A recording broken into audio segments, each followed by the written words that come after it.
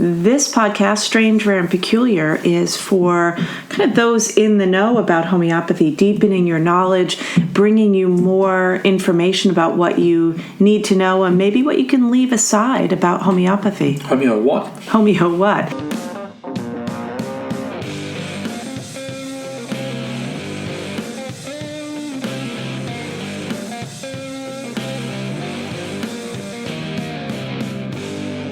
Good afternoon, good morning, and good evening. And hello. Hello.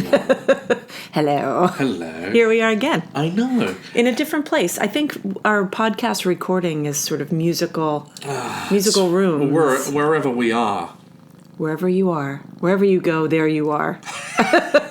Be here now. Be here now. We're here now. We are here now to talk about education again and technology.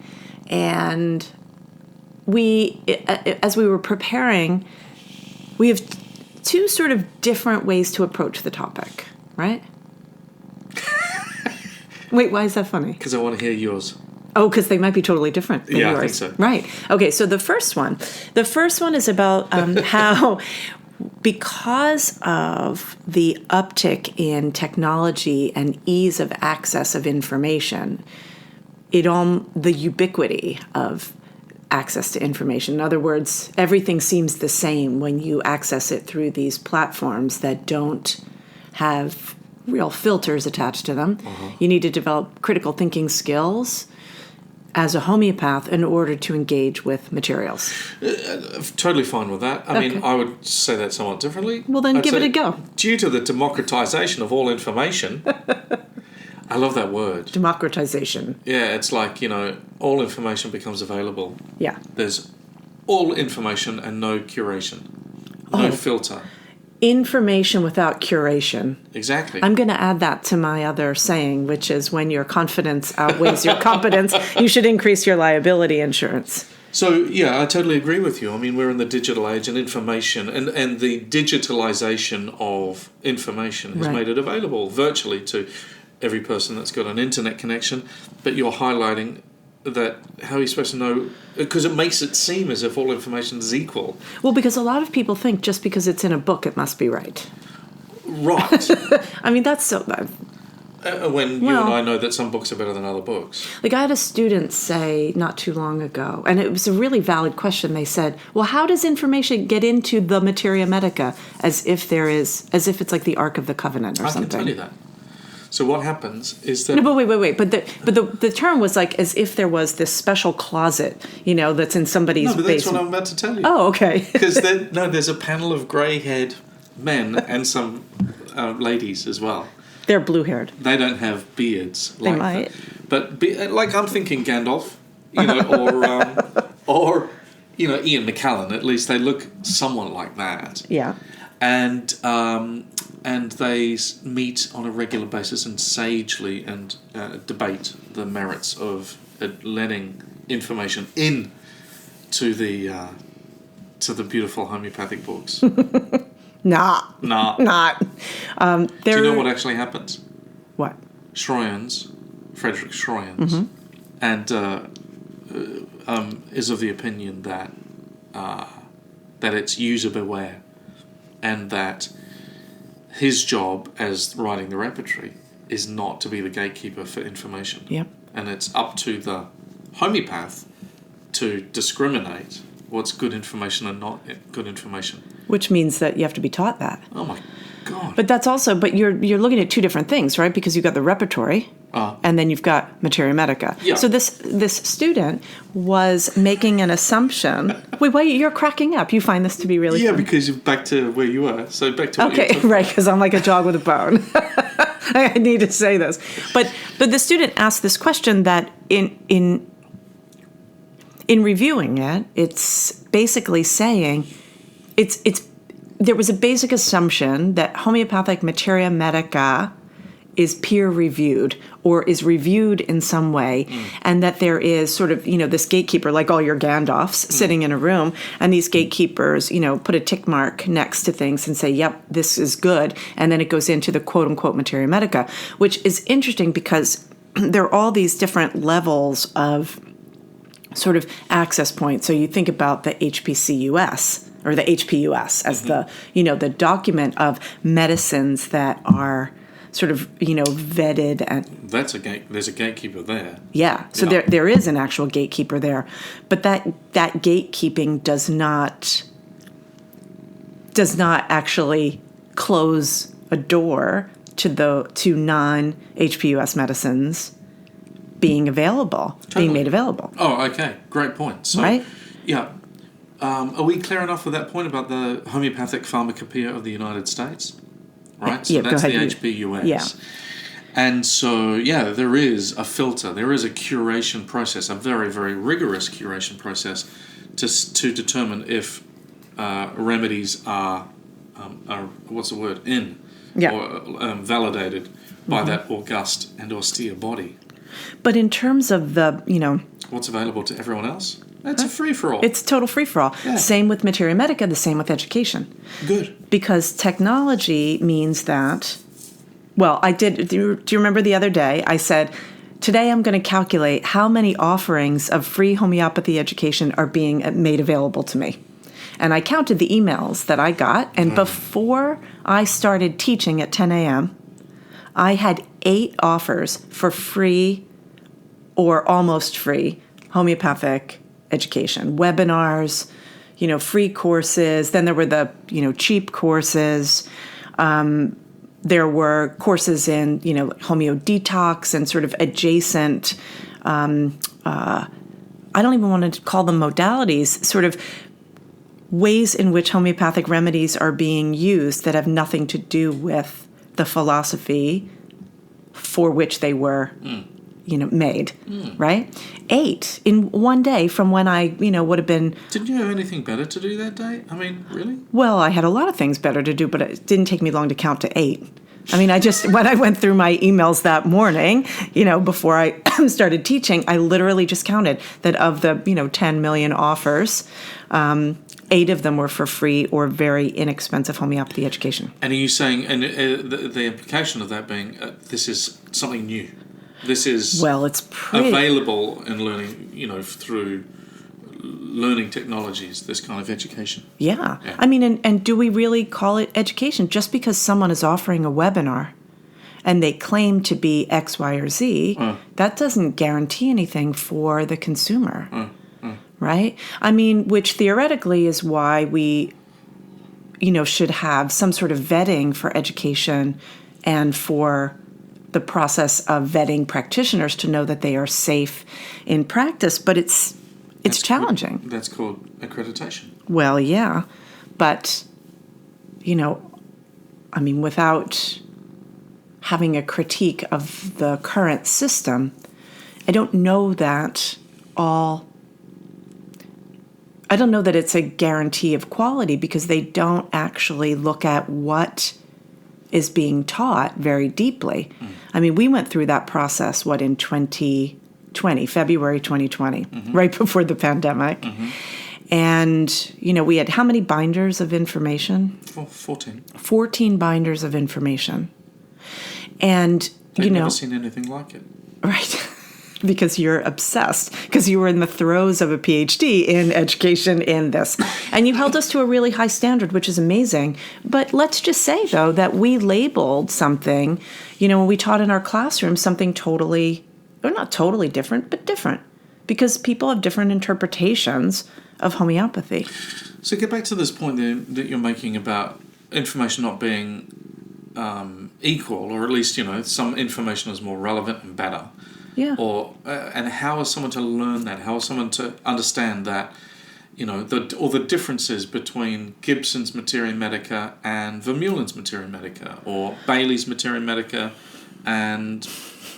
What? Why are you laughing at me? Just because... Or Richard Pitt's Materia Therapeutics comparison. Okay, so Medica. Let's start with Richard Pitt, right? So contemporary homeopath, very experienced, ran a school, has taught around the world, has worked in all sorts of environments. Rides a motorbike. Rides a motorbike, almost moved to our neighborhood, right? Yeah. Can't think of enough good things to say about Richard Pitt and his book. Now, if a student uses Richard Pitt's book, which, can you see, what's the name of it?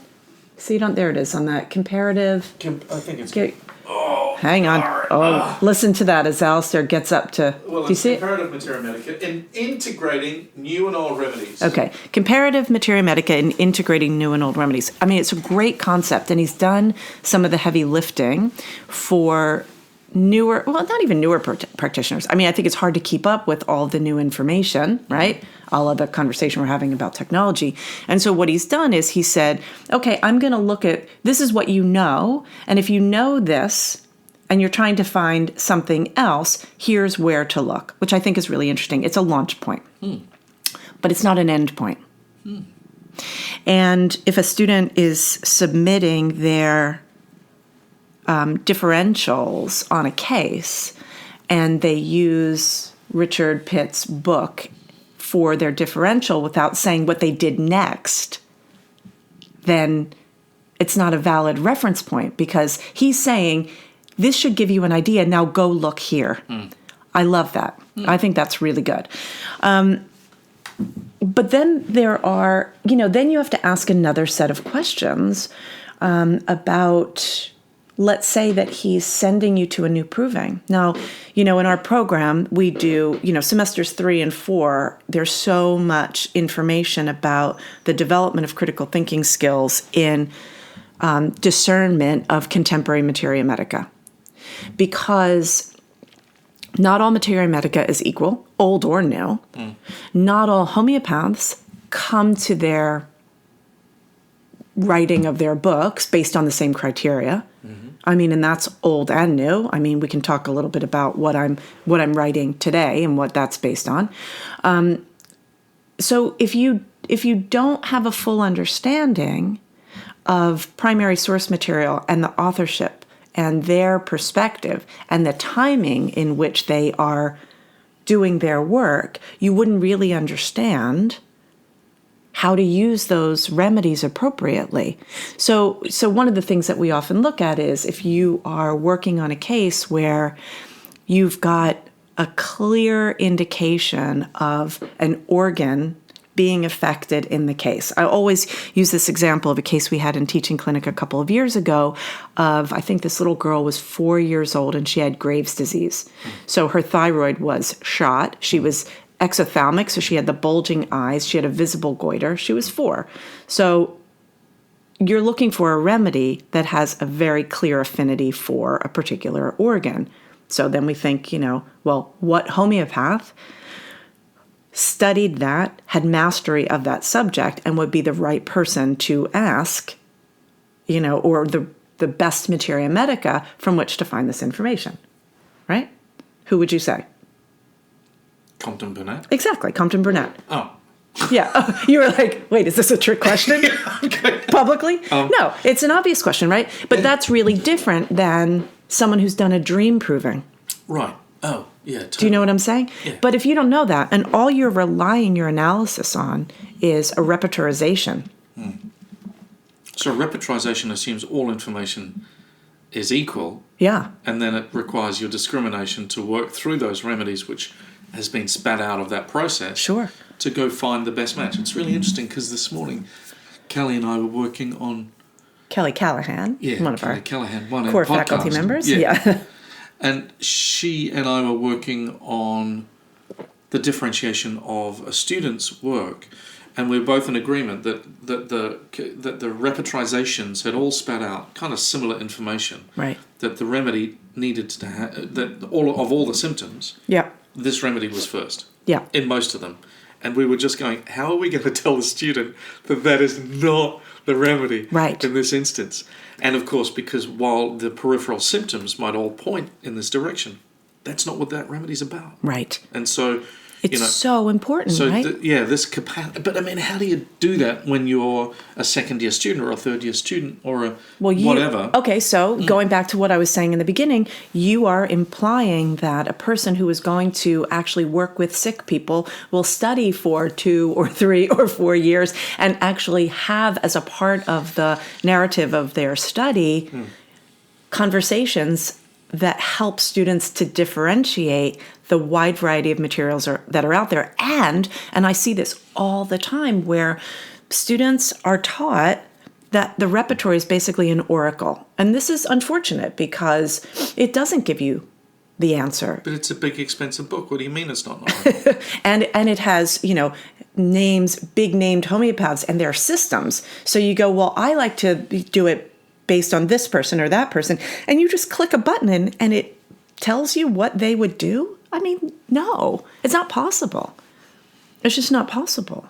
I mean, I think, this idea, I like the term you use, the democratization of information is really problematic.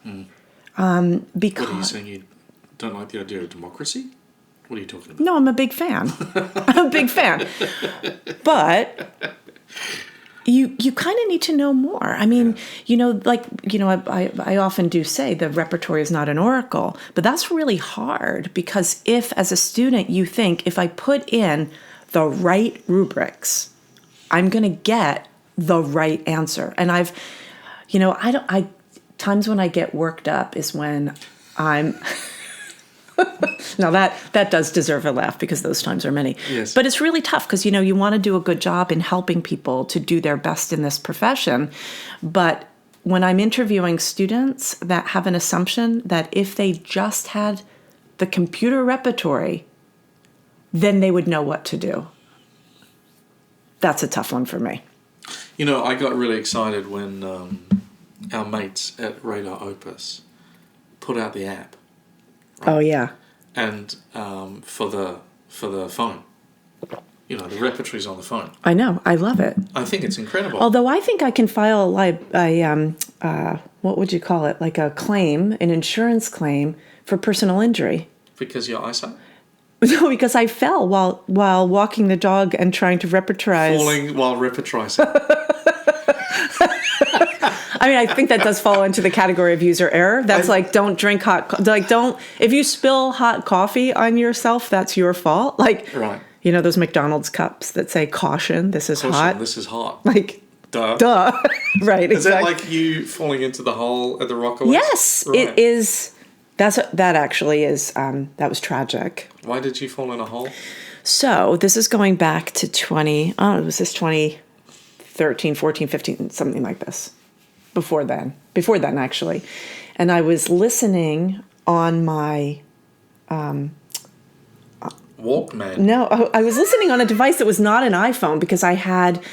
I would sort of do peer review of other faculty members' lectures for a school I was working. It was there was like a little recording device, and I could plug in my headphones to it and listen to it, and that was a way for us to do peer moderation. And anyway, so I was listening to a colleague's lecture, and it was quite engrossing. It was really good, and I was running on the beach with my dog, and at the same time, I'm listening to something quite interesting that captivated me. I also saw off the coast, I saw all these people pointing, and off the coast of the Rockaways in Brooklyn was a whale, a breaching whale. And at that very same time was a big hole. And so I was running on the beach, listening to my lecture, looking at a whale. I hit the hole at full bore, and just went thump. Got a face full of sand. Right. Another homeopathy-related injury. Anyone see you? Of course people saw me. This is the thing. Proof positive that Denise can run and chew gum, but not the third thing. You can't do three things at once. I mean, experience has shown that I should not repertorize while driving. On a phone app. See, isn't it interesting? Because my point is exactly that. And then I don't think I've used it. I got it. Oh, I use it. See, I'm going, why am I working on a case when I'm not when I'm not sitting and grounded? Oh, well, you know what? For me, okay, so just in all fairness, though, because I don't repertorize cases while I'm running, but I often, on my dog walks, will do supervision with students or with other homeopaths, during which time I might have a look at a rubric that represents an outstanding symptom, an aphorism 153, for example, of the strange, rare, and peculiar symptom, and... to see what's included in it to help them work on a differentiation. That's how those injuries happen. Now, isn't it interesting that's a new technology, the repertory in your palm. Yeah, because I used to have... But it's just a different... See, it's the same and different because it's in a digital form. But the repertory, the pocketbook, right? Yeah. Was designed to be in your pocket, like in your hand. Okay? When did you get your first repertory software and how much did it cost? Do you remember? Well, it cost a car. That's what I was going to say. It cost more than my car at the time. I thought it was so cool. I got a Dell 386. Uh-huh. So that was like in 19... That was the same computer Fred Flintstone had. No, David Mundy. He was not Fred Flintstone. He's not Fred Flintstone. David Mundy had a 386 and I thought he was the coolest guy in the world. Black and white, no colour. And then he had... The software was David Whitco's software, which at that time was called MyCant. No, it was called Cara. Cara, yeah, C-A-R-A. I remember Cara. Yep. And I think the company was called MyCant, and then he unfortunately named it ISIS. Oh. And it was doing fine until, 10 years ago. Right. Then he had to rename his own software. He could have sued them, but I don't think it would have worked. Could you imagine? That would be a pretty amazing lawsuit. Yeah. Because I had my first homeopathy software before I had a laptop computer that I would take around with me, I had in my car a synthesis repertory, and I would carry Morrison's Blue Book and Red Book. I had double copies of those 3 books that I kept in the car because I would be taking my kid, driving to and from things with my kids and watching them at whatever events and That's why Roger Morrison has 3 boats and 2 condominiums and a whole lot of real estate.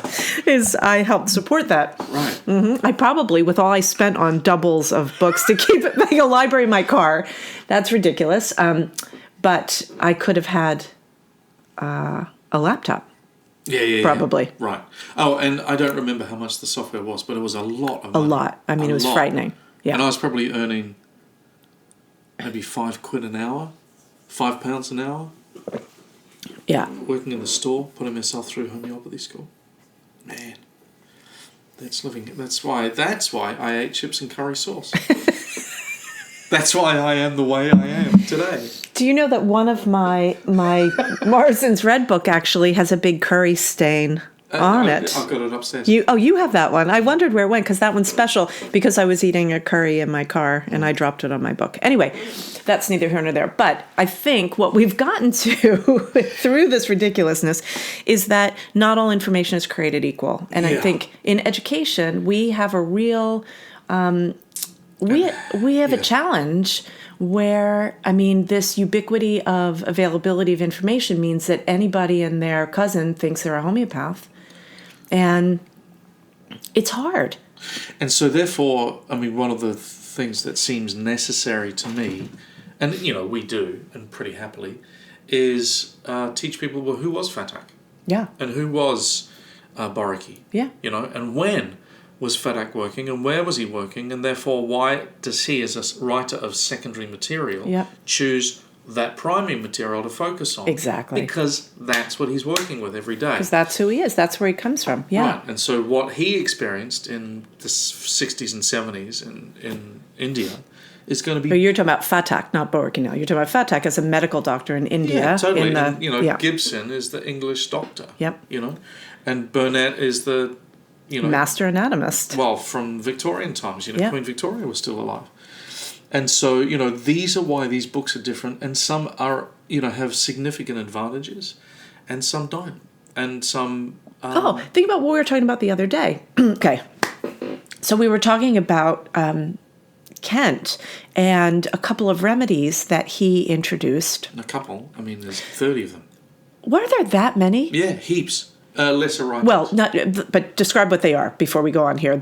So the story is that Kent was teaching his postgrad class, and actually similar thing. His students are writing down, word for word what he's saying, and he's teaching Kali iodatum, or he's teaching calc silicata, and what he's actually doing is teaching calc and silica. And actually making up some scenarios where a person might have these kinds of symptoms.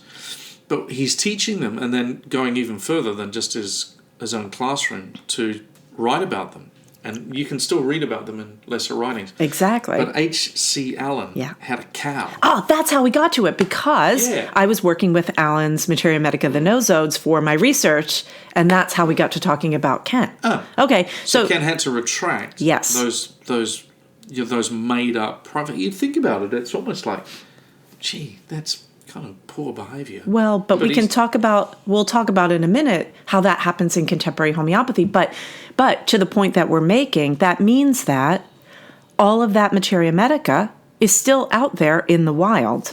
No one has said we're going to do a book burning of all the parts of Kent's lesser writings where he's introducing Materia Medica for which there is no proving, and for which he was making an assumption by separating the cation and the anion, separating two parts of a chemical salt, and making an assumption of what would happen if you combine them. And Hahnemann says in Aphorism 20, like, don't do that, But, I mean, in all fairness, and this is something that I teach in one of the first classes that we do in semester 3, where we're talking about critical thinking in advanced Materia Medica, is to look at the periodic table.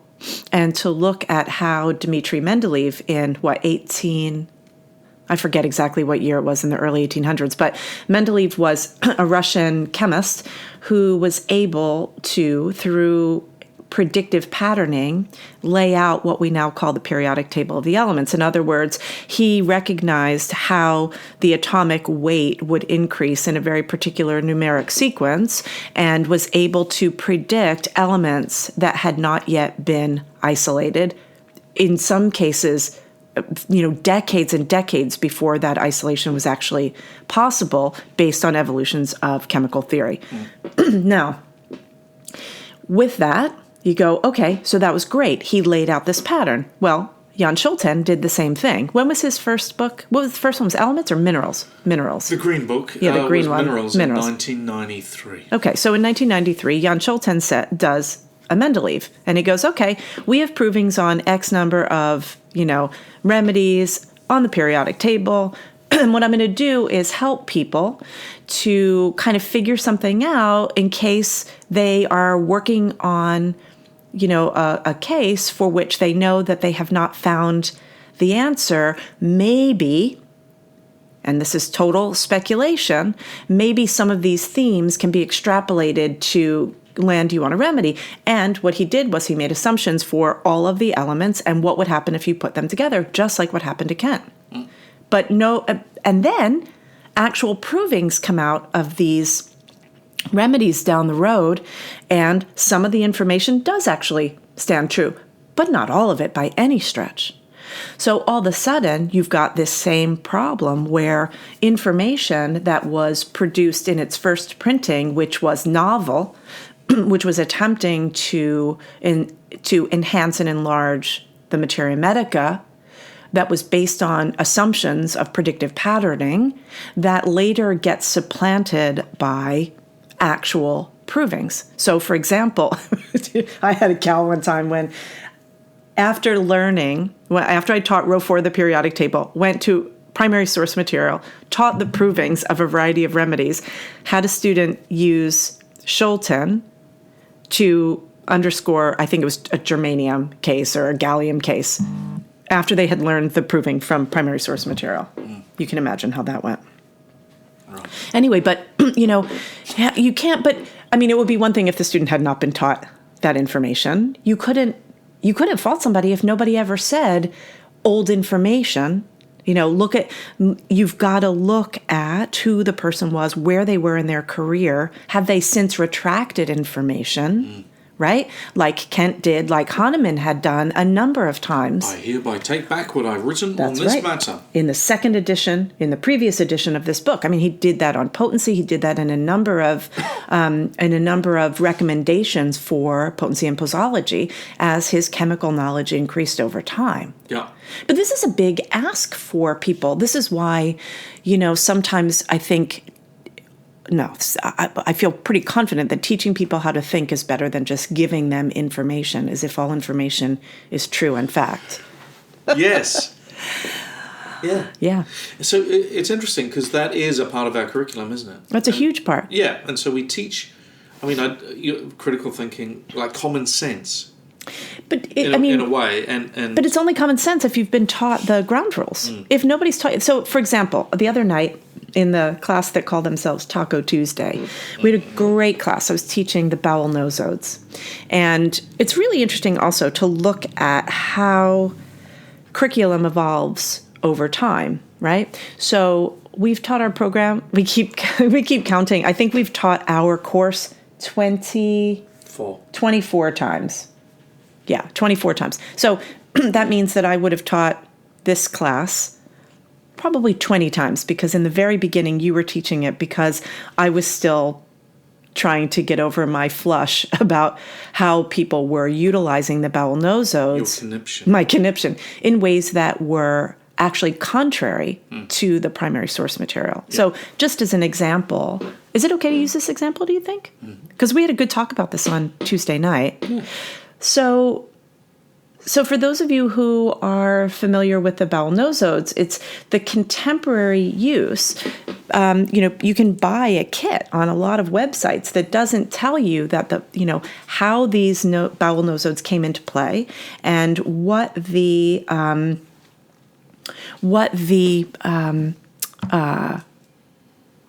people who introduced them, how they actually meant them to be used. So just a really quick history, the bowel nosodes came about, interestingly, by Edward Batch of the, flower essence fame. English poop. It's based on English poop, yes. So Batch was a virologist and pathologist who then got a job at the Royal London Homeopathic Hospital, where he's working on the extraction of particular pathogens from stool samples, because that was a really big thing in the emergence of science at that time. So auto-intoxication, looking into stool samples to see, was there anything that could give an indication of health or sickness? And what he was looking at was this correlation between people who presented with particular symptoms of various chronic diseases, and could he match that as a corollary with what he found in the stool. He kind of got tired of that. He went to the forest to do his, flower essences, and he turned the work over to the Patersons, a couple who worked on, I think it was 20,000 stool samples, from which they made their determinations. Now, more English poop. Neither of whom were homeopaths. They were bacteriologists working in the hospital, and their entire principle was based on this idea of auto-inoculation. In other words, when someone, it's kind of like an old version of a fecal transplant, basically. But they have some very, very, very strong guidelines. The first of which is, don't repeat a bowel nosode, and don't mix a bowel nosode. Never. So these medical doctors who only repeated a bowel nosode after taking a stool sample so that they could measure the non-lactose fermenting bacilli in the stool, right? And they say never repeat within 3 months. I mean, this is coming from people who worked in a hospital who determined this. But that is not even considered anymore at all. I mean, polybowel nosode is in direct violation of the bacteriologists who, after 20,000 samples, created this medicine. And they have very, very stringent guidelines for their delivery. I mean, that's just one example. But what was great, can I tell you what was really amazing about it, was in teaching these students who, as they're looking at the criteria and as I'm taking them through the historical, sort of contingencies in medicine and the introduction of these noses, they're like, well, wait a second. What does this have to do with homeopathy? And they are asking questions like, wait, people use this on what basis? Right? There are no provings. In fact, they have in quotes proving, the word proving, as just an idea of a clinical trial, but it's not anything like what Hahnemann would have done. Now, that doesn't make it bad, right? Not at all. I mean, but it asks us to use a different set of criteria in making a clinical decision. But if you didn't know that, and you went to a seminar that you got free or for $50 online, taught by a charismatic person who says they have great success with this, but it runs exactly contrary to the people who introduced it, then I think at the very least, you've got to ask some questions and look at a fair number of cases to make sure that these quote unquote cures that happen in the short run don't have a long-term, challenge attached to them. Does that make sense? Are you kidding? Yes. Yeah. I want to do a podcast with you on the case, on the reporting of cases. Oh. I want to. What can you just say more about that? I know we have to wrap up, but what do you mean? So I can start thinking about the reporting of cases. Well, but it's taking it it's just the next step from this conversation. Okay. Because the case, when you're sitting in a seminar or you're listening to a teacher and they tell a compelling story about I had this case and da da da da da and I did this and the patient got better and all the rest of it. It's great. It's compelling. I love that. Don't you? Yeah. Except for how long? Well, exactly. And what are the other compounding features, factors that went into that healing response? Yep. Totally. And I think it's a far-reaching conversation. Oh, it is. You know what? It's interesting as we're closing up because I'm with the part-time year 4 folks, so they are finishing up their class. And one of the capstone modules that I teach in complex case management is on autoimmune disease. And we had such an amazing conversation on Monday, and we'll have another one next Monday. And it's around integrative therapies in autoimmune conditions and how do we understand where we as homeopaths are responsible and where these other modalities are, and how do we see that in conjunction with homeopathic philosophy? I love it. Me too. So, summing it up. Technology. Digital technology, pretty good, pretty useful, as long as your feet are on the ground. That's it. Head in the clouds, feet on the ground. But, all things are not created equal. And just because somebody wrote a book doesn't make it true. I like it. Do you know what one of my slides is in the Bowel Nosodes? Because so much of how people are using them is just based on, English poop. based on, various charismatic teachers who are quite successful in their practices, right? But who perhaps, and I don't know this because I haven't studied this with anyone who doesn't use primary source materials, but I use an image of Ginny Weasley from the first, is it Harry Potter 1? No, when does she get Tom Riddle's diary? Whatever. That's the second one. Second one, and where Mr. Weasley is reading her the riot act about, not knowing what a book is and, yeah. She got it. Didn't she get the book out of Moaning Myrtle's toilet or something? I think we need to watch it again. Okay, let's do that. All right. And that's it for our podcast. Watching, as it always is. As it always is. All right. Good conversation. Nice. Thanks for turning up to listen about homeopathy. See you, folks. Bye. Hey there. My name is Kaylee, and I'm a graduate of the Academy of Homeopathy Education. As a homeschooling mother of young children, I wanted to find a way that I could pursue my dream of becoming a professional homeopath. The faculty at AHE welcomed me with open arms and helped me find my path. If you've been waiting for a sign to apply, this is it. AHE is offering an early enrollment discount to help you get started. Learn more at ahe.online.